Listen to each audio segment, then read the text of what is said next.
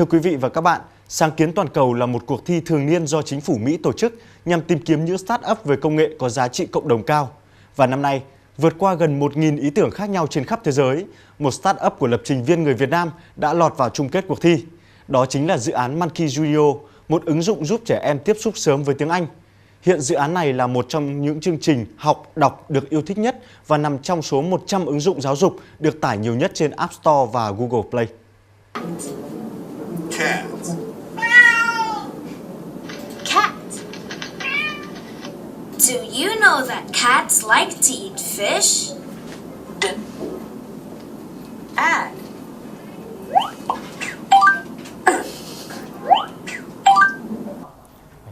Bản thân mình là có con nhỏ, thì ngay từ con mình vài tháng tuổi là mình bắt đầu tìm hiểu về các chương trình dạy con.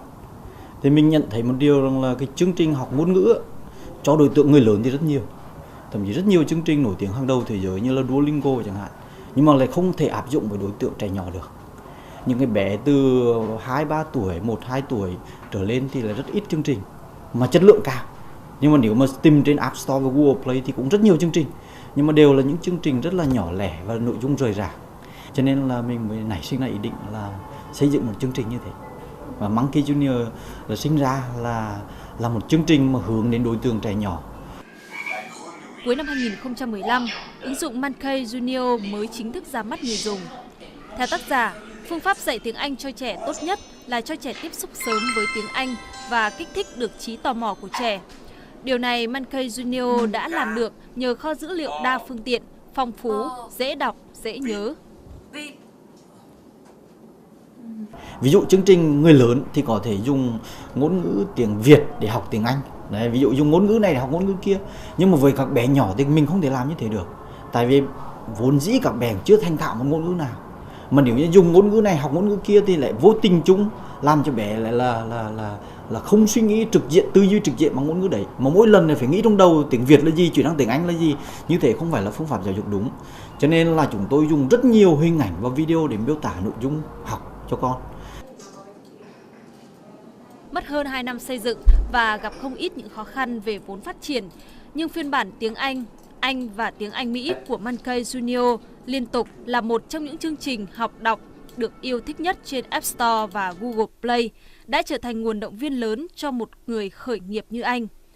Đặc biệt, không chỉ người dùng Mỹ, Canada mà không ít phụ huynh ở Việt Nam đã tải ứng dụng đang nằm trong top 100 của các chợ App Store và Google Play này.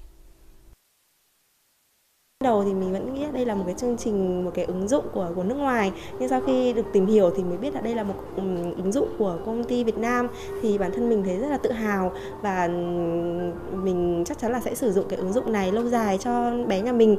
Khi mà được báo kết quả là vào đến bán kết rồi lại vào chung kết thì mọi người cũng khá là bất ngờ, tại vì như đã nói là cuộc thi này là một cuộc thi toàn cầu mà có đến hàng nghìn các công ty khởi nghiệp khắp nơi trên thế giới nộp đơn vào, mà chỉ chọn ra 15 đơn vị cuối cùng chọn lọt vào vòng chung kết mà thôi.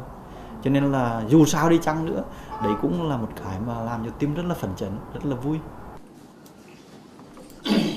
Dự kiến trong tháng 5 này, Monkey Junior sẽ cho ra mắt chương trình tiếng Việt, tiếng Pháp, tiếng Tây Ban Nha và tiếng Trung để giúp trẻ em tiếp cận sớm với tiếng Anh và các ngôn ngữ khác một cách thuận tiện hơn.